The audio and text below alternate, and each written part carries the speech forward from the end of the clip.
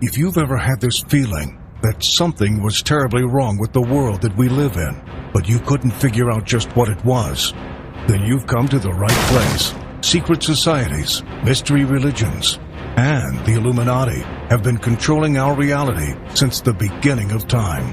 But not anymore, because there is an awakening happening, and you are about to become a part of it. Wake up, because this is a call for an uprising.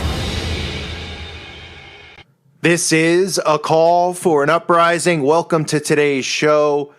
Some of you may have heard yesterday a hoax went down on social media sites called FaceZam, which is a combination of Facebook and Shazam.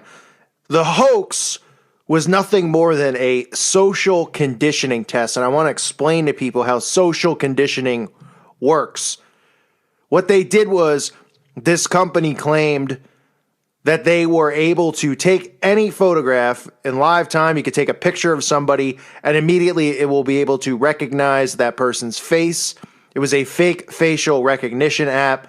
What this was a quote unquote publicity stunt. That's what they do. They deem these things publicity stunts because what they are major tests on the masses.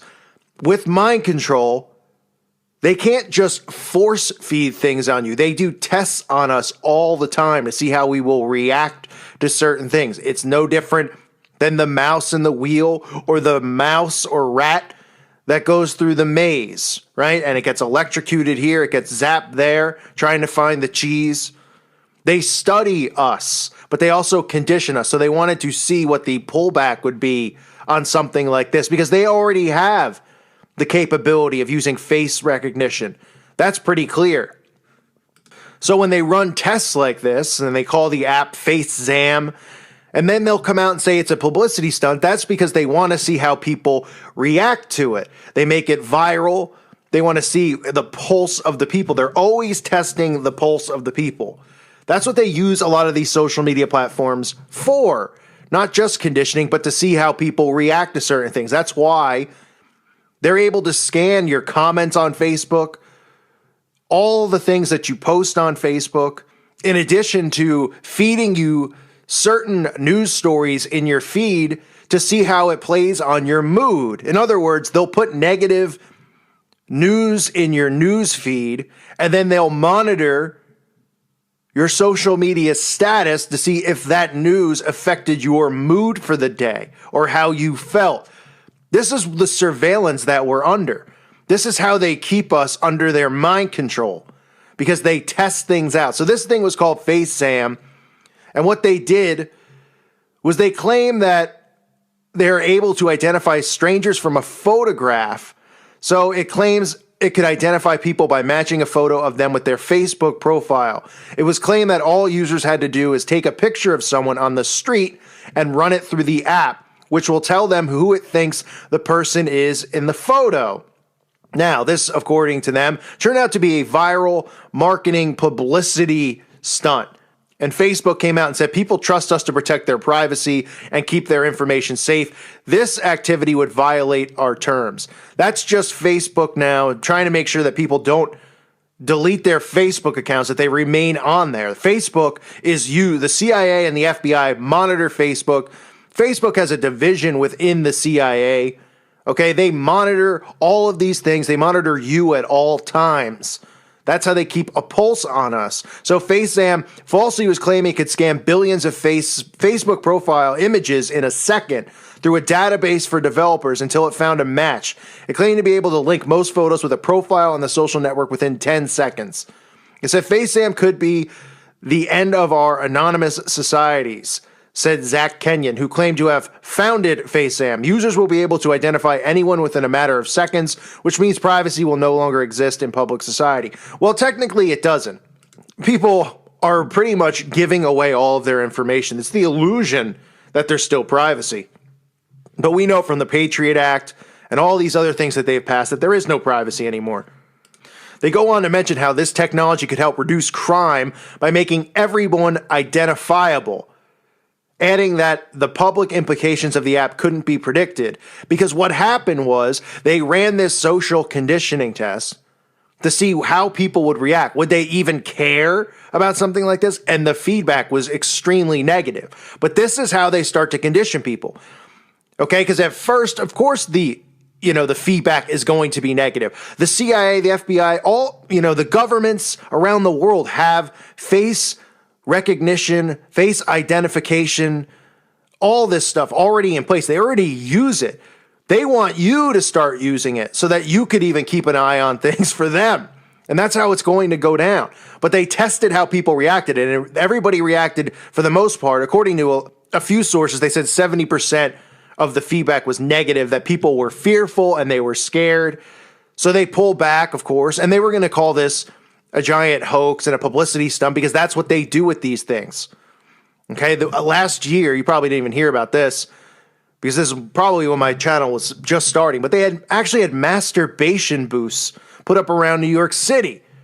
Booths where people could just walk in, not even lock a door, just use a sheet, and then masturbate in public. I kid you not, I'll leave it linked up below. Now, this came out as well to be a publicity stunt, but they want to see how people react to all of these things, these perversions, these removals of privacy, because the technology and all that stuff's already there. They have to now begin social conditioning. And social conditioning gets you used to this process, okay? And once they start conditioning you with it repetitively, saying, look, this could help reduce crime. Who really cares about your privacy? What are you hiding anyway? Month after month after month, eventually it'll go from 70% of people being negative and afraid of this to 70% of people saying it's a wonderful idea and a great idea. Now, they'll never get 100% of people, obviously, to be on board, but all they really need is the majority of people, because they don't want people deleting their Facebook. They don't want people getting off of social media. They want people getting on social media. That's why it's constantly promoted and constantly pushed, because they use it to our disadvantage and to their advantage. So this thing called FaceZam is another one of these things that you'll see pop up in social conditioning. This is technology they already have. And by getting this in place, which it will be in due time, people will be doing work for the CIA.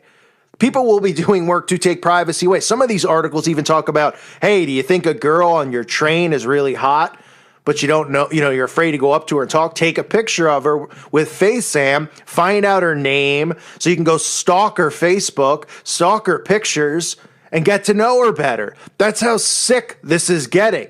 But people are willingly putting this stuff out there, and then sometimes they go back and cry a river and say, oh, this person stalked my Facebook. Well, why would you put the stuff out there?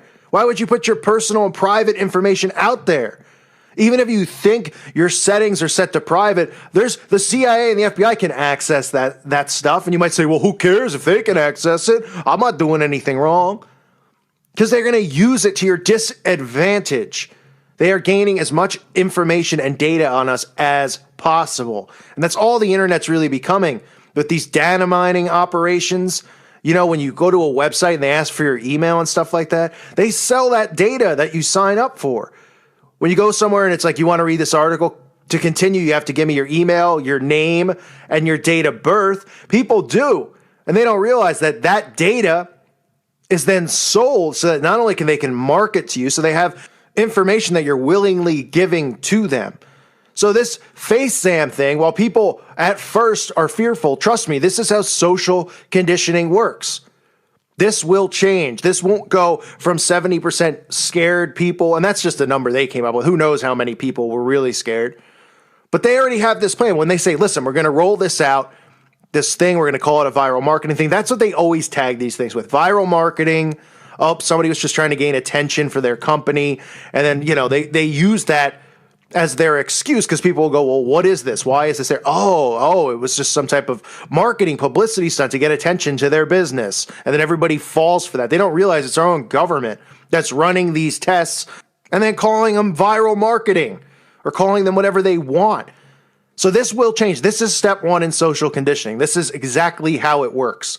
You will continue to hear about this technology. You will continue to hear underlining tones about how this could take crime down even lower, right? That's what the bottom of these articles are saying. Well, in the future, something like this could really help the police. It'll reduce the crime rate because people could be seen all around at all times. People will go along with it. You'll see the percentage of people afraid of this completely flip, because a year from now, they can run another test, and I'm sure they'll run these tests every few months, maybe every 3 to 6 months. They'll come back and they'll say, oh, we had this thing. And people go, I already heard about that last year. I mean, what really is the big deal, right?